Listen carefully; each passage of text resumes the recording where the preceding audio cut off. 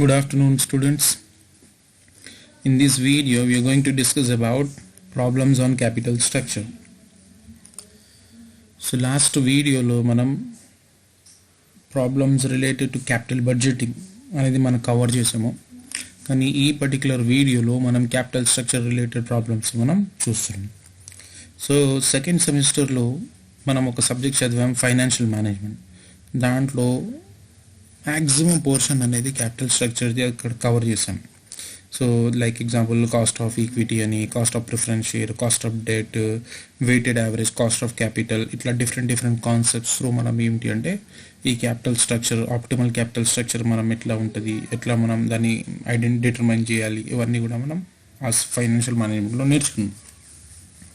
కానీ అదే కాన్సెప్ట్ మనం ఏదో ఒక కంపెనీ ఇంటర్నేషనల్గా బిజినెస్ చేస్తుంది, it has different what you call subsidiaries in other countries. At that time దీన్ని మనం ఎట్లా క్యాపిటల్ స్ట్రక్చర్ని మనం ఐడెంటిఫై చేస్తాము, లైక్ కాస్ట్ ఆఫ్ డెట్ అయినా కానీ కాస్ట్ ఆఫ్ ఈక్విటీ ఎట్లా ఐడెంటిఫై చేస్తాము అనేది మనం ఇక్కడ చూస్తున్నాం.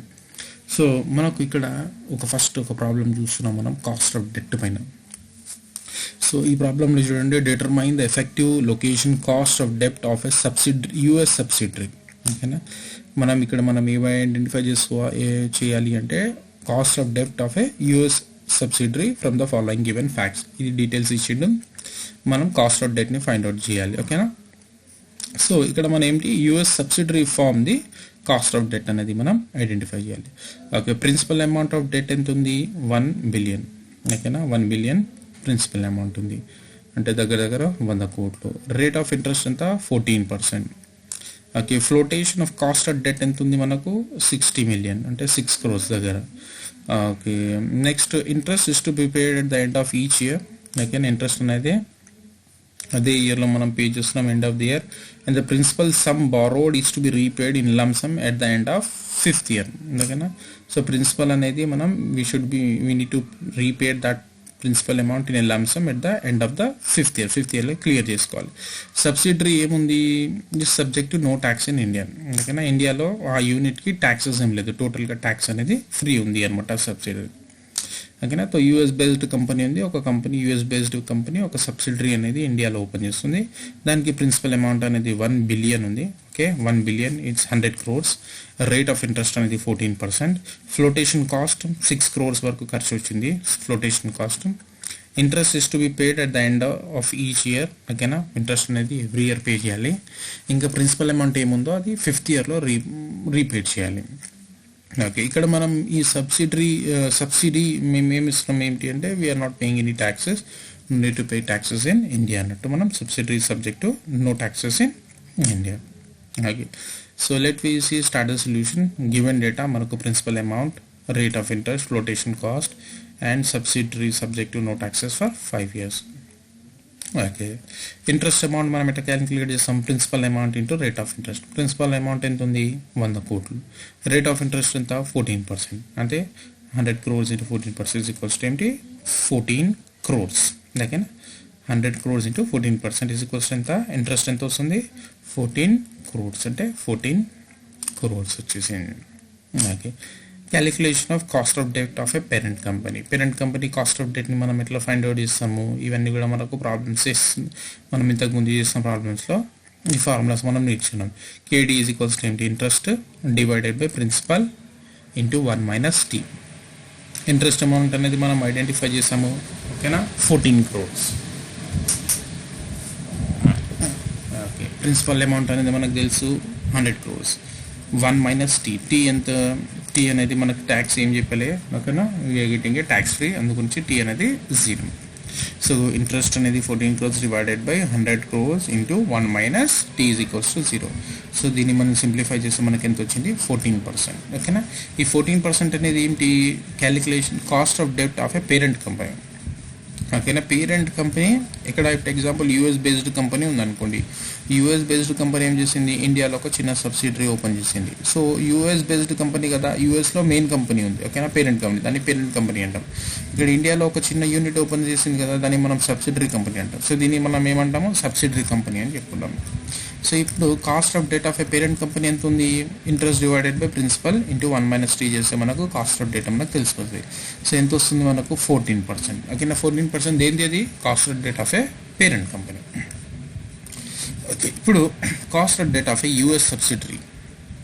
ఓకేనా, ఇన్ ఇండియాలో cost of debt of a US subsidiary మనం క్యాలిక్యులేట్. దీనికి ఫార్ములా ఫస్ట్ ఐ అనేది interest amount plus P minus NP. NP అంటే ఏమిటి, పి మైనస్ ఫ్లోటేషన్ కాస్ట్ అనమాట. నెట్ ప్రొసీడింగ్ అంటే పి మైనస్ ఫ్లోటేషన్ కాస్ట్ మనకి ఏమంటాం, ఎన్పి అంటాం. సో ఇక్కడ ఏమొచ్చింది, పి మైనస్ ఎన్పి. ఓకే, ఎన్పి ఎట్లా కనుక్కుంటున్నాం మనం, ఎన్పి ఎట్లా కనుక్కుంటాము, ఎన్పి ఓకేనా చేస్తున్నాను, NP is equals to P minus flotation cost. దీన్ని మనం ఎన్పి అంటాం.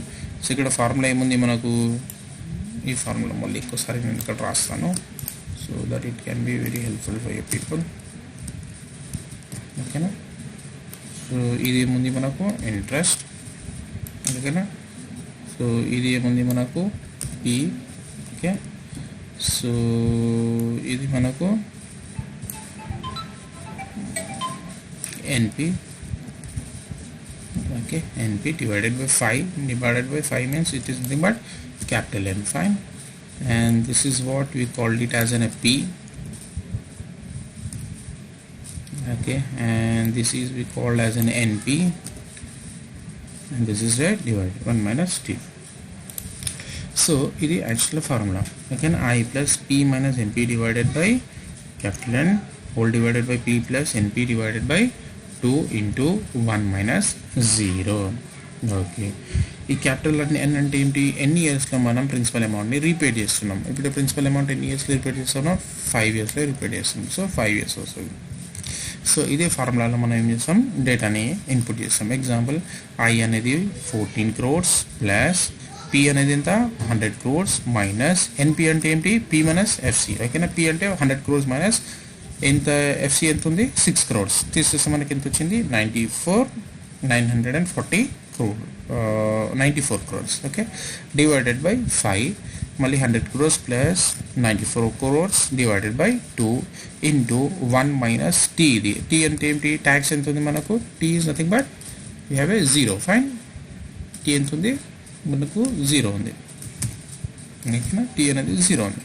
సో దీన్ని మనం సింప్లిఫై చేస్తే మనకి ఎంత వచ్చింది, 14 crores plus 12 crores divided by 97 crores. So మళ్ళీ సింప్లిఫై, ఇంకా దీన్ని ఫస్ట్ డివైడ్ చేసేసి మళ్ళీ దీన్ని యాడ్ చేస్తే మనకి ఎంత వచ్చింది, 14 billion. ఓకేనా, 14.0.12 billions అనమాట. అంటే ఇది కూడా దగ్గర మనకు 14% వచ్చింది అనమాట. సో ఇక్కడ మనం రెండు కూడా cost of debt of a parent company కూడా 14% ఉంది, cost of debt of US subsidiary ఎంత వచ్చింది, 14.00000012 వచ్చింది. ఓకేనా, ఇది కూడా ఈక్వల్ టు 14% అనమాట.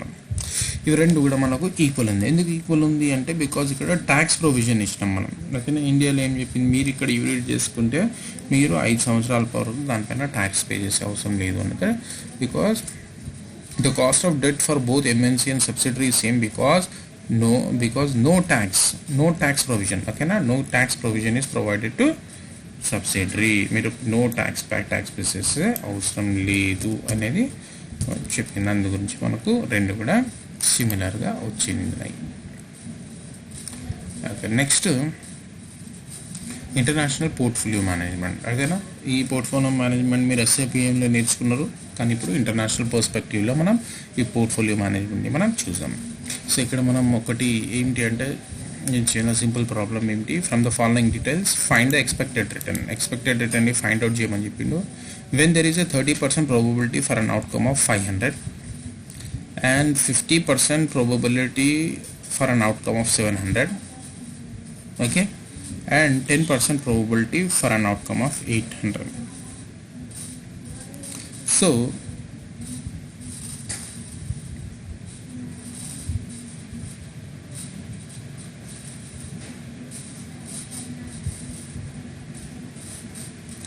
ఈ మూడు మనం ఒక ఇన్వెస్ట్మెంట్ చేస్తాము. ఒక ఇన్వెస్ట్మెంట్లో ఏంటి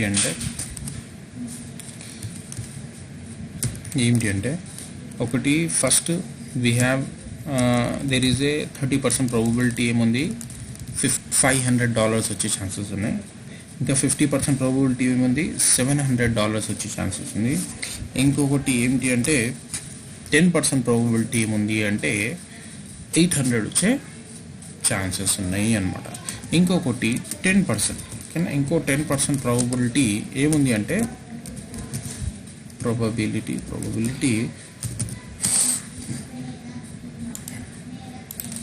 ఓకేనా, probability for an outcome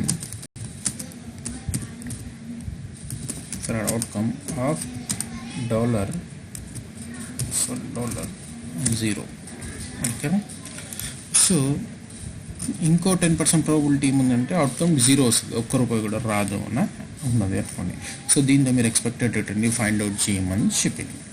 ఒకటి ఫస్ట్ వన్ 500 వచ్చే ఛాన్సెస్ 30% ఉన్నాయి, 700 వచ్చే ఛాన్సెస్ 50% ఉంది, 800 వచ్చే ఛాన్సెస్ 10% ఉంది, 0 ఏం రాదు అట్లనే ఉండిపోతే ఛాన్సెస్ ఎంత ఉంది, 10% ఉంది. సో అప్పుడు మీరు ఏం చేయమని చెప్పి ఏంటి మనకు ఎక్స్పెక్టెడ్ రిటర్న్ని ఫైండ్ అవుట్ చేయమని చెప్పింది. సో ఇప్పుడు ఎక్స్పెక్టెడ్ రిటర్న్ ఫైండ్ అవుట్ చేయాలి మనం, ఓకేనా. ఎక్స్పెక్టెడ్ రిటర్న్ ఫైండ్ అవుట్ చేయాలి. సో మనం ఎట్లా ఫైండ్ అవుట్ చేస్తున్నాము, ఫార్ములా ఏముంది అంటే ప్రాబబిలిటీ ఇంటూ రిటర్న్స్ అనమాట, ఓకేనా, ప్రాబబిలిటీ ఇంటూ రిటర్న్. సో ఇక్కడ ప్రాబబిలిటీ ఇంటూ రిటర్న్ అంటే ఏంటి, ఫస్ట్ ప్రాబబిలిటీ మనం తీసుకుందాం. ఏమేమి ప్రాబబిలిటీస్ ఉన్నాయి మనకు, ఒకటి ఫస్ట్ థింగ్ మనం చూస్తే ఏముంది 30% ఉంది, 30% 0.30. ఇక్కడ ఫార్ములా ఏముంది, ఎక్స్పెక్టెడ్ రిటర్న్ ఈఆర్, ఓకేనా. Expected return ER is equals to P1 into R1 plus P2 into R2 plus P3 into R3 plus P4 into R4. యాక్చువల్గా ఇది 10% వాటి క్వశ్చన్లు ఇవ్వలే, నేనే దీన్ని యాడ్ చేశాను. ఎందుకంటే ఏంటి అంటే ఇది ఎప్పుడు కూడా ఈ ప్రాబబిలిటీ అనేది 100% ఉండాలి. సో అది బై మిస్టేక్ అక్కడ 90% వాడు తీసుకున్నాడు. సో నేను దాన్ని ఒక మిస్టేక్స్ని కవర్ చేసేసాను. ఇక్కడ 50% ఇది, 30%, 80% అయితే ఇది 90, ఇది 100, ఓకేనా. సో అందుకలిసి 10% నేను యాడ్ చేశాను. సో ఇక్కడ మనం చూస్తే P1 R1 అంటే P1 ఎంత ఉంది మనకు, 30% ప్రాబబిలిటీ ఉంది. R1 ఎంత రిటర్న్స్ వచ్చే ఛాన్సెస్ 500 అంటే P1 into R1. అట్లనే P2 అంటే 50% ఇంటూ ఏంటి $700. అదే P3 అంటే ఏంటి 10% ఇంటూ $800. P4 అంటే ఏంటి 10% ఇంటూ $0, ఓకేనా. ఈ 0 అని తీసుకున్నాను నేను, ఓకేనా. సో ఇప్పుడు చూస్తే 0.30 into 500 plus 0.50 into 700 plus 0.10 into 800 plus 0.10 into 0, okay. దీన్ని మనం చూస్తే 500 into 30 అంటే 150, 700 into 50 అంటే 350, 800 into 0.1 అంటే 80, 0 into 0.10 అంటే 0. సో ఇప్పుడు మనకి ఎక్స్పెక్టెడ్ రిటర్న్ ఎంత ఉండొచ్చు, $580 అనమాట, ఓకేనా. సో ఈ ప్రాబ్లం మనం ఏంటి పోర్ట్ఫోలియో మేనేజ్మెంట్లో SAPలో మీరు ఇట్లాంటి ప్రాబ్లమ్స్ మీరు చేశారు. సో సేమ్ ప్రాబ్లం మనం ఇక్కడ కూడా చేస్తున్నాం. ఇక్కడ ఏంటి వాడు ఏమన్నాడు, ఎక్స్పెక్టెడ్ రిటర్న్ని ఫైండ్ అవుట్ చేయమని చెప్పిండు. ఎక్స్పెక్టెడ్ రిటర్న్ ఫైండ్ అవుట్ చేసి వాడు ఏం చెప్పిండు, మీరు చేసిన ఇన్వెస్ట్మెంట్ పైన మీకు 500 రావచ్చు, 700 రావచ్చు, 800 రావచ్చు, లేకుంటే ఏం రాకపోవచ్చు. ఓకే, 500 వచ్చే ఛాన్సెస్ ఎంత ఉంది అంటే 30% ఛాన్సెస్ ఉన్నాయి అన్నాడు. 700 వచ్చే ఛాన్సెస్ ఎంత ఉంది అంటే 50% ఛాన్సెస్ ఉంది అన్నాడు. 800 వచ్చే ఛాన్సెస్ ఎంత ఉంది అంటే 10% ఛాన్సెస్ ఉన్నాయి అన్నాడు. ఏం రావు దాని ఎంత ఛాన్సెస్ ఉన్నాయి అంటే 10% ఛాన్సెస్ ఉన్నాయి అని చెప్పాడు. సో మనం దీన్ని బేస్ చేసుకుంటూ మనం ఓకే ఎంతవరకు మనం ఎక్స్పెక్ట్ చేయొచ్చు రిటర్న్ అనేది మనం ఏం చేస్తామంటే దీన్ని వెయిటేజ్ని మనం తీసుకుంటాం. ఈ 500 ఒక వెయిటేజ్ ఎంత ఉంది అంటే 30% ఉంది. 100%లో దాని ఒక వెయిటేజ్ 500 వచ్చే ఛాన్సెస్ ఎంత ఉంది, 30% ఉంది. అందుగురించి మనం ఏం చేస్తాము 30 into 500 చేస్తాం అంటే 150, ఓకేనా. ఓకే, 700 ఛాన్సెస్ ఎంత ఉంది 50%. ఓకే, 700 వచ్చే ఛాన్సెస్ ఎంత 50%, అది దాని ఒక వెయిటేజ్ 50% ఉంది దాంట్లో అంటే 350. అట్లనే 800 వచ్చే ఛాన్సెస్ ఎంత ఉంది 10%. ఓకే, దాని ఒక వెయిటేజ్ ఎంత 80.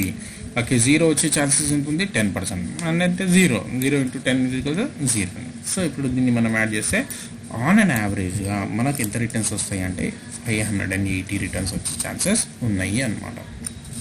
ఓకే, ఇప్పుడు దీన్ని మనం ఇంకో పాయింట్ ఇక్కడ నోట్ చేయాల్సింది ఏంటి అంటే exchange rate change has its influence on the expected return under international investment. ఓకేనా, ఇక్కడ మనం ఏంటి అంటే ఎక్స్చేంజ్ రేట్ దాని ఒక ఎఫెక్ట్ని మనం ఇక్కడ చూపిస్తలేం, ఓన్లీ బేసిక్ క్వశ్చన్ని మనం ఇక్కడ దీంట్లో చేసాము.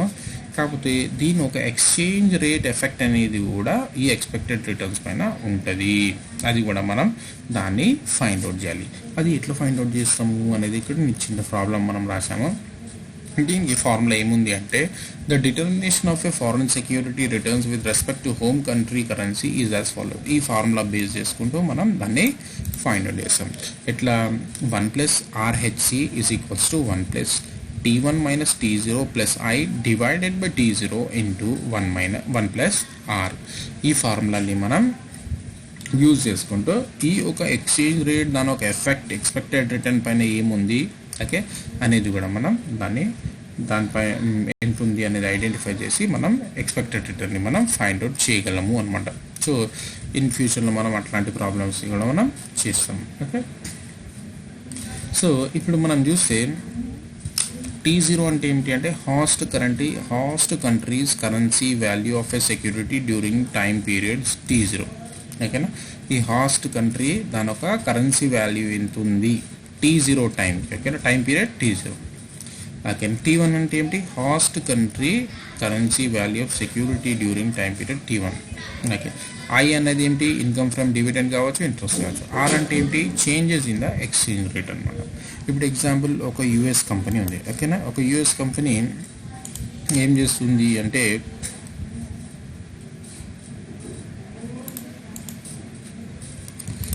ఒక యుఎస్ కంపెనీ ఇండియాలో ఒక చిన్న యూనిట్ స్టార్ట్ చేసింది అనుకోండి. ఓకేనా, ఇప్పుడు యుఎస్ కంపెనీ ఇండియాలో ఒక చిన్న యూనిట్ స్టార్ట్ చేసింది కదా. ఇప్పుడు యుఎస్ పర్స్పెక్టివ్ నుంచి ఇండియా అనేది హాస్ట్ కంట్రీ అనమాట. ఓకేనా, హోమ్ కంట్రీ అనేది యుఎస్. నేను యూఎస్లో ఉన్నా, నాకు యూఎస్లో చాలా పెద్ద బిజినెస్ ఉంది, నేను ఇండియాలో కూడా ఒక బిజినెస్ స్టార్ట్ చేద్దాము అని అనుకుంటున్నాను. ఇప్పుడు నాకు హోమ్ కంట్రీ అనేది ఏంటి యుఎస్, హాస్ట్ కంట్రీ ఏంటి ఇండియా, ఎందుకంటే ఇండియాలో నేను స్టార్ట్ చేశాను. సో ఇండియాలో ఆ currency value of a security during time T0 example ఈరోజు ఒక currency value of a particular security ఎంత ఉంది అనేది ఈరోజు దాన్ని T0 అంటారు. ఓకే, ఇప్పుడు 1 ఇయర్ తర్వాత దాని ఒక వాల్యూ ఎంత ఉంది అనేది T1 అనమాట. ఓకేనా, ఈ 1 ఇయర్ పీరియడ్లో నాకు డివిడెండ్ ఎంత వచ్చింది లేకుంటే ఇంట్రెస్ట్ ఎంత వచ్చింది అనేది I అనమాట. చేంజెస్ ఇన్ ఎక్స్చేంజ్ రేట్ అంటే ఈ 1 ఇయర్ టైం గ్యాప్లో ఎంతవరకు అనేది కరెన్సీ పెరిగిందా డిక్రీజ్ అయిందా, ఎంతవరకు చేంజెస్ వచ్చింది, పెరగచ్చు తగ్గచ్చు. ఓకే, దాన్ని మనం ఏమంటాం చేంజెస్ ఇన్ ఎక్స్చేంజ్ రేట్. ఈ పర్టికులర్ ఫార్ములాని మనం యూజ్ చేసుకుంటూ మనం ఏంటి అంటే సెక్యూరిటీ రిటర్న్స్ని ఐడెంటిఫై చేయగలము, ఎంత రిటర్న్స్ వస్తున్నాయి అనేది ఐడెంటిఫై చేయగలము. ఓకేనా, సో దాన్ని మనం సెకండ్ ప్రాబ్లంలో చూస్తుంది. ఓకే, సెకండ్ ప్రాబ్లం చూస్తే calculate the returns in terms of home country currency when the present value of a security with respect to host country currency is $200 and increases after 2 years, that is 210. Interest rate in the current year is 10. Okay, and dollar appreciate by 5%. Okay, ఇప్పుడు calculation of returns in terms of home country currency. So T1 ఎంత ఉంది, T1 okay after 1 year 2 year period ఎంత ఉంది $210. T0 ఎంత ఉండే $200. Okay, R అనేది ఏంటి, R అనేది చేంజ్. ఓకేనా, చూడండి ఇక్కడ ఇంక్రీజ్ ఏముంది ఇక్కడ. ఓకే, డాలర్ అప్రిషియేట్ అని చేంజ్ అయింది కదా, ఎంత పర్సెంట్ 5% చేంజ్ అయింది. 5% అంటే ఏంటి, దాన్ని R అంటాం మనం. ఓకేనా, R.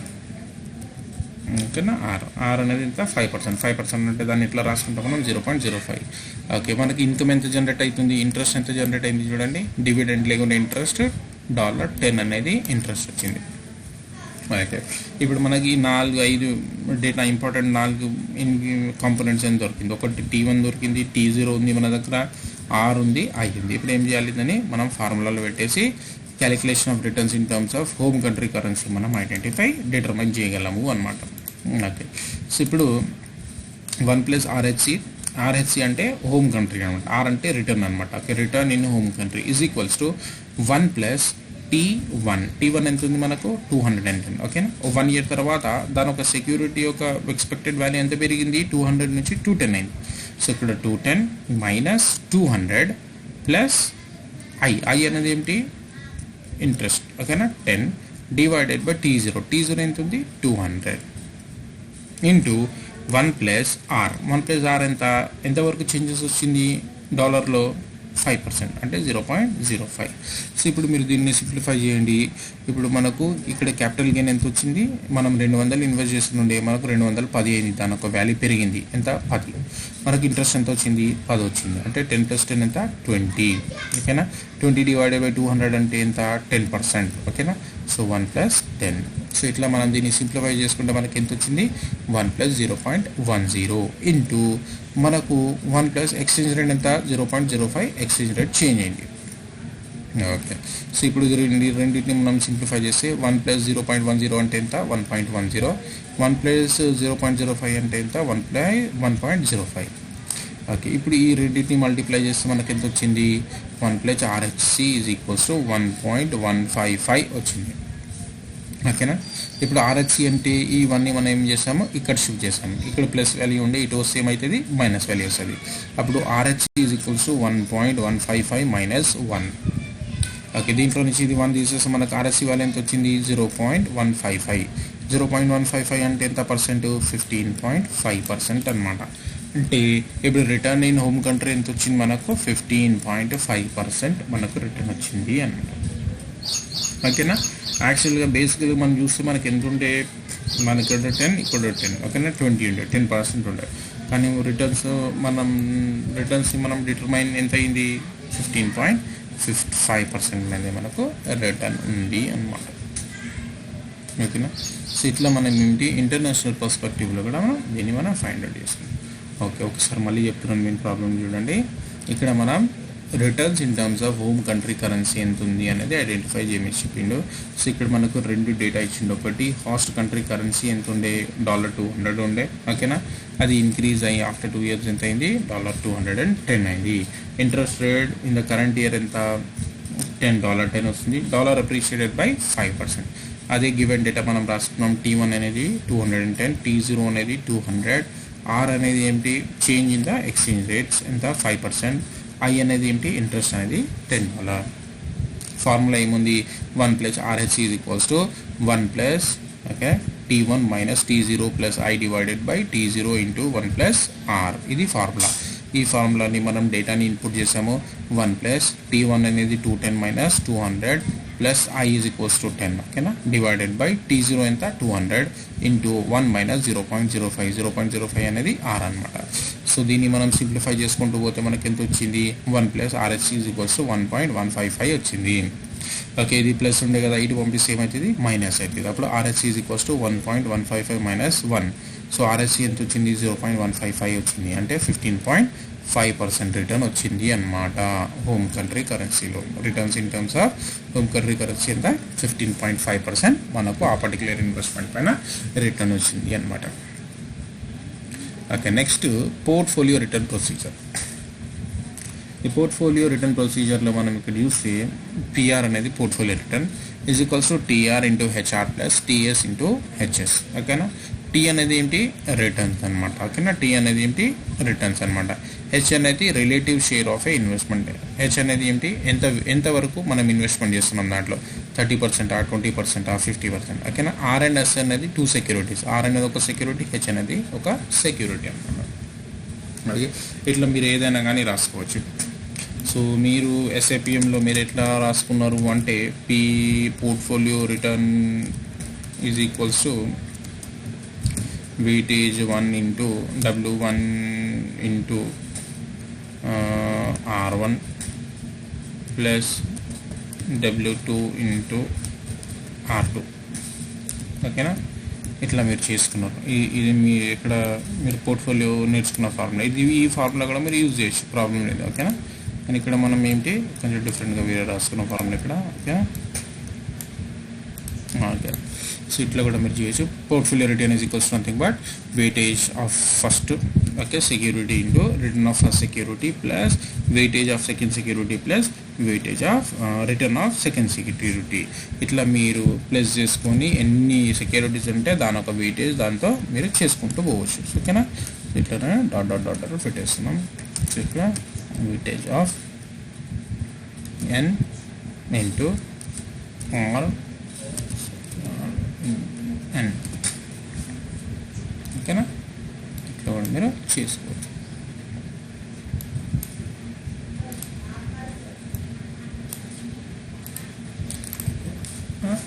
సో ఇదేంటి, మనకు పోర్ట్ఫోలియో రిటర్న్ ఒక ఫార్ములాస్ ఉన్నాయి.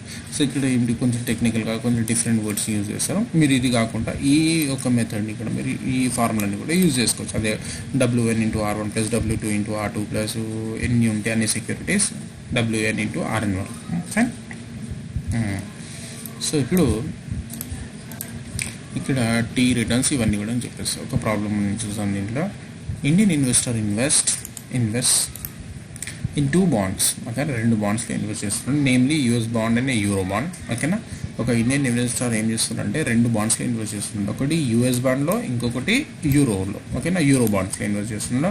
ఈ invested the US bond with face value of $20,000. ఓకేనా, US బాండ్లో ఎంత ఇన్వెస్ట్ చేసిండు, ఒక $20,000 ఇన్వెస్ట్ చేసిండు. ఓకేనా, అండ్ హ్యావింగ్ $1,000 యాజ్ ఇంట్రెస్ట్. దానిపైన ఎంత ఇంట్రెస్ట్ వచ్చింది, $1,000 ఇంట్రెస్ట్ వచ్చింది. And the market price for the bond is 21,000 during the year. ఓకేనా, సో ఒక ఇయర్ తర్వాత దాని ఒక వాల్యూ ఎంత పెరిగింది, 21,000 పెరిగింది. ఓకేనా, సో ఒక ఇండియన్ ఇన్వెస్టర్ ఏం చేస్తున్నాడు, 2 డిఫరెంట్ టైప్స్ ఆఫ్ బాండ్స్లో ఇన్వెస్ట్ చేస్తున్నాడు. ఒక బాండ్లో 20,000 ఇన్వెస్ట్ చేసిండు. ఓకేనా, దాంట్లో $1,000 ఇంట్రెస్ట్ వచ్చింది. ఒక సంవత్సరం తర్వాత ఒక బాండ్ వాల్యూ కూడా పెరిగింది. ఎంత పెరిగింది అంటే 21,000 పెరిగింది డ్యూరింగ్ ద ఇయర్. ఈ invested in euro bond also. Euro బాండ్లో కూడా ఇన్వెస్ట్మెంట్ చేసిండు. దాని ఒక ఫేస్ వాల్యూ ఎంత ఉంది అంటే 40,000 ఉంటే 40,000. దాంట్లో ఎంత సంపాదించిండు అంటే 2,000 యాజ్ ఇంట్రెస్ట్ మీద సంపాదించాడు. దాని ఒక మార్కెట్ ప్రైస్ ఎంత పెరిగింది అంటే 40,500. దాని ఒక మార్కెట్ ప్రైస్ అనేది పెరిగింది ఇన్ దట్ ఇయర్. సో ఇంకోటి ఏం చెప్పిండు, $US ఈజ్ అప్రిషియేటెడ్ బై 2% అన్నాడు, యూరో ఈజ్ డిప్రిషియేటెడ్ బై 3% అన్నాడు. ఓకేనా, ఇక్కడ చూడండి మీకు ఎక్స్చేంజ్ రేట్ ఎట్లా చేంజ్, US అనేది 2% చేంజ్ అయింది. అదే మనము యూరో అనేది ఎంత చేంజ్ అయింది, 3% చేంజ్ అయింది. ఓకేనా, అప్రిషియేట్ అయిందా డిప్రిషియేట్ అయిందా చూడకండి. ఓకేనా, ఇంక్రీజ్ అయిందా డిక్రీజ్ అయిందా కాదు, ఎంత చేంజ్ అయింది చూడండి. US అనేది 2%, అదే యూరో అనేది 3% చేంజ్ అయింది. Okay, find out the portfolio return find out చేయమని చెప్పింది. సో ఫస్ట్ మనం US బాండ్ ఇక్కడ రాసుకున్నాను నేను, దాని తర్వాత యూరో బాండ్ కూడా రాసుకున్నాం. TO ఎంత ఉంది, 20,000 ఉండే. T1 ఎంత అయింది, 21,000 అయింది దాని ఒక ఫేస్ వాల్యూ. ఇంట్రెస్ట్ ఎంత సంపాదించినాం మనం, $1,000 వచ్చింది దానిపైన. రిటర్న్స్ ఎక్స్చేంజ్ రేట్ చేంజ్ ఎంత అయింది, 0.02. అదే యూరో బాండ్లో ఇన్వెస్ట్ చేసింది ఎంత, $40,000 ఇన్వెస్ట్మెంట్ చేసాము T0. కానీ T1 వరకు ఎంత అయింది, అది 40,500 అయింది. ఇంట్రెస్ట్ ఎంత వచ్చింది, 2,000 వచ్చింది. ఓకే, R అనేది ఏంటి, ఎక్స్చేంజ్ రేట్లో ఎంత చేంజెస్ వచ్చింది, 0.03. ఓకే, ఇప్పుడు ఈ ఫార్ములాలు నేను పెట్టాను. Calculation of expected return $the first, దాని తర్వాత అట్లానే సేమ్ యూరోది కూడా నేను చేస్తాను. సో ఫార్ములా తెలుసు కదా, 1 RHC is equals to 1 T1 minus T0 plus I divided by T0 into 1 R. Same అది ఇన్పుట్ చేశాను data. 21,000 minus 20,000 plus 1,000 divided by 20,000 into 1 plus 0.02. ఓకేనా, సో దీన్ని మనం సింప్లిఫై చేస్తే నాకు ఎంత వచ్చింది ఆన్సర్, 1.10. దీన్ని నేను యాడ్ చేసాను, దానికి ఎంత వచ్చింది, 1.02. సో ఈ రెండింటిని నేను మల్టిప్లై చేస్తే నాకు ఎంత వచ్చింది, 1.122 వచ్చింది. అది ఎంత, 1 RHC is equals to 1.122. So ఈ 1ని నేను ఇక్కడ పంపిస్తున్నా. అప్పుడు RHC is equals to 1.122 minus 1 వచ్చింది. అప్పుడు RHC ఎంత, 0.122 అంటే 12.2% రిటర్న్ వచ్చింది అనమాట. దేనిపైన, US బాండ్స్ పైన ఇన్వెస్ట్ చేస్తుంది. ఓకేనా, US బాండ్స్ పైన ఇన్వెస్ట్ చేస్తే నాకు ఎంత వచ్చింది, 12.2. అదే యూరో బాండ్స్ పైన ఇన్వెస్ట్ చేసింది ఎంత, సేమ్ అది కూడా నేను ఫైండ్ అవుట్ చేస్తున్నాను. 1 RHC is equals to 1 T1 minus T0 plus I divided by T0 into 1 R. Same formula నేను ఇంప్లిమెంట్ చేస్తున్నాను ఇక్కడ. 1 RHC ఈజ్ ఈక్వల్స్ టు, దీన్ని సింప్లిఫై చేసుకోవాలి. ఓకే, ఫస్ట్ 40,500 మైనస్ 40,000 చేస్తే 500 వస్తుంది. 500 ప్లస్ 2,000 చేస్తే 2,500. 2,500 డివైడెడ్ బై 40,000 చేస్తే మనకు ఎంత వచ్చింది, 0.0625. ఈ రెండింటిని యాడ్ చేస్తే నాకు ఎంత వచ్చింది, 1.0625 వచ్చింది. అదే మళ్ళీ ఇంటూ 1 ప్లస్ 0.03. ఆ 0.3 అనేది ఏంటి, చేంజ్ ఇన్ ఎక్స్చేంజ్ రేట్ అనమాట. ఓకేనా, 0.03, ఇది 1.03. ఈ రెండింటిని నేను మల్టిప్లై చేస్తే అప్పుడు ఎంత వస్తుంది, 1.094375. 1 plus RSC is equals to 1.094375. RSC is equals to 1.094375 minus 1. ఈ 1 ఏం చేశానంటే ఇక్కడ తీసుకెళ్ళాను. అప్పుడు ఏమవుతుంది, ప్లస్ ఈజ్ ఈక్వల్ టు ఆ సైడ్ ఆపోజిట్ సైడ్ అయితే మైనస్ అయిపోతుంది. సో దీంట్లో నుంచి మైనస్ చేస్తే నాకు ఎంత వచ్చింది answer, RSC is equals to అంటే returns of home country is equals to 0.094375 అంటే 9.4375. ఓకేనా. ఇప్పుడు నేను రెండు రిటర్న్స్ కూడా ఐడెంటిఫై చేసుకున్నాను. ఒక రిటర్న్ ఏంటి, యూఎస్ బాండ్స్ పైన 12.2% వచ్చింది, యూరో బాండ్స్ పైన 9.4375 రిటర్న్స్ వచ్చినాయి. ఓకే, ఇప్పుడు పోర్ట్ఫోలియో రిటర్న్ ఎంత, ఈ పోర్ట్ఫోలియో రిటర్న్ ఎంత అంటే ఇక్కడ యాక్చువల్గా పర్టికులర్ బుక్లో వాడు వెయిటేజ్ చేయలేము, కానీ మనం వెయిటేజ్ని కనుక్కోవాలి అంటే మనం ఎట్లా కనుక్కుంటాము. ఇప్పుడు ఎగ్జాంపుల్ ఇక్కడ దీంట్లో ఎంత ఇన్వెస్ట్ చేసిన వాడు 20,000, దీంట్లో ఎంత ఇన్వెస్ట్ చేసిండు 60,000, ఓకే 40,000. టోటల్ ఇన్వెస్ట్మెంట్ ఎంత 60,000 టోటల్ ఇన్వెస్ట్మెంట్. ఓకేనా. సో యూఎస్ డాలర్లో ఎంత ఇన్వెస్ట్మెంట్ చేస్తున్నాడు వాడు, ఇప్పుడు చేద్దాం మనం. ఓకేనా. ఓకే, టోటల్ ఒక దాంట్లో 20,000, ఇంకొక దాంట్లో 40,000. టోటల్ ఇన్వెస్ట్మెంట్ ఎంత ఉంది, 60,000 ఇన్వెస్ట్మెంట్. సో 20,000 దానికి వెయిటేజ్ ఎంత ఉంది అంటే 20,000 డివైడెడ్ బై 60,000 అనమాట. ఎంత 0.334 అనమాట. ఓకేనా, 0.33. అదే 40,000 ఇది ఏంటి, ఇది యూఎస్ బాండ్ పైన. ఓకేనా. అదే మనము యూరో బాండ్స్ పైన కూడా ఇన్వెస్ట్మెంట్ చేసిన వాడు ఎంత ఇన్వెస్ట్ చేసింది 40,000 అంటే 40,000 డివైడెడ్ బై 60,000 అనమాట. ఎంత 0.666667. ఓకేనా. సో ఇది వెయిటేజ్ అనమాట. మీ టోటల్ ఇన్వెస్ట్మెంట్ ఇట్లా ఈ వెయిటేజ్ పైన మీరు ఇన్వెస్ట్ చేశారు. మీ దగ్గర $60,000 ఉంటాయి, దాంట్లో యూఎస్ బాండ్లో 20,000 ఖర్చు చేశారు, యూరోలో 40,000 ఖర్చు చేశారు. ఓకేనా. సో ఇక్కడ మనం చూస్తే అందు గురించి నేను ఏం తీసుకున్నాను, 12.2 ఇంటూ 0.34. ఓకేనా. 9.4375 ఇంటూ 0.66 అనమాట, 0.66 అనమాట. చేస్తే మనకు పోర్ట్ఫోలియో రిటర్న్ ఎంత వచ్చింది, 10.37675 పోర్ట్ఫోలియో రిటర్న్ అన్నమాట. ఇది మనకు రిటర్న్స్. అదే ఇంకో చిన్న చేంజెస్ చేస్తే నేను ఎగ్జాంపుల్ ఇదే ప్రాబ్లమ్ని మీరు యూఎస్ బాండ్లో 25%, ఇంకా యూరో బాండ్లో 75% ఇన్వెస్ట్మెంట్ చేస్తే మీ యొక్క రిటర్న్స్ ఎంత ఉంటుంది కనుక్కోమని చెప్పిండు అనుకోండి. అప్పుడు మనం ఏం చేస్తాము, 12.2 ఇంటూ 0.25 ప్లస్ 9.4375 ఇంటూ 0.75. ఓకేనా. ఇక్కడ అజంప్షన్ ఇంకో అజ్యూమ్ చేశాను, మీరు చెప్పాను, if the weightage of investment in US bond is 0.25%. ఓకేనా, 0.25. Euro bond is 0.75. Then the portfolio return will be ఎంత అంటే calculation of portfolio return PR is equals to, ఇక్కడ మనం ఏం చేస్తాము, ఓకేనా, PR is equals to weightage 1, okay, weightage 1 R R1 into W1 plus R2 into W. ఇట్లా మనం చేస్తాం. R1 ఎంత ఉంది మనకు, రిటర్న్ 1 12.2, వెయిటేజ్ ఎంత తీసుకోమన్నాడు వాడు 25%, 0.25 తీసుకున్నాం, ప్లస్ R2 ఎంత మనకు వచ్చింది రిటర్న్ 0.94, ఇక్కడ వచ్చింది కదా 9.4375. ఓకేనా, 9.437. ఓకే, రిటర్న్ ఎంత వెయిటేజ్ తీసుకోమన్నాడు 0.75. సో ఈ రెండింటిని మల్టిప్లై చేసాము, 12.2 ఇంటూ 0.25 ప్లస్ 9.4375 ఇంటూ 0.75 చేస్తే మనకు పోర్ట్ఫోలియో రిటర్న్ ఎంత వచ్చింది 10.128125 అనమాట. ఓకేనా. ఇది ఎప్పుడైనా కానీ మన వెయిటేజ్ అనేది వాడు ఇచ్చిండే మనీ, యూఎస్ బాండ్ని 25% తీసుకోండి, యూరో బాండ్ని 75% ఇన్వెస్ట్ చేశారనుకోండి, అప్పుడు ఎట్లా అంటే ఇది. కానీ యాక్చువల్ ప్రాబ్లంలో ఇక్కడ ఎందుకంటే వాడు ఇయ్యలే, మనమే కనుక్కోవాలి. అందు గురించి వాడు 60,000 అనేది టోటల్ ఇన్వెస్ట్మెంట్ చేసిండు, 20,000 అనేది యూఎస్ బాండ్ పైన, ఇంకా 40,000 అనేది యూరో బాండ్ పైన. సో అందు గురించి వెయిటేజ్ మనమే కనుక్కున్నాము. అప్పుడు రిటర్న్స్ ఎంత ఉంటుంది అంటే 10.37675 రిటర్న్స్ ఉంటుంది అనమాట. Thank you very much.